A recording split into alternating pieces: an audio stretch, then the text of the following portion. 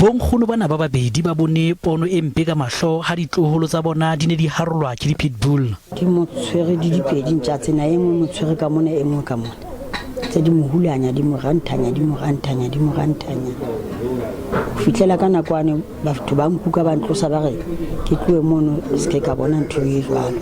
Re utlwile bohloko haholo ka se etseng because se is in front of my eyes. Dimitara tse mmalwa le lapeng la nkgono Saule ho na le kretche ya mamello eo setlolo sa se neng se kena ho yona mme ha e bona ka mehla maikutlo a hae a phahama. What we face here with here is a situation where the victims, the survivors or the secondary victims of these incidences, they are bound to suffer from psychological trauma for the longest of time.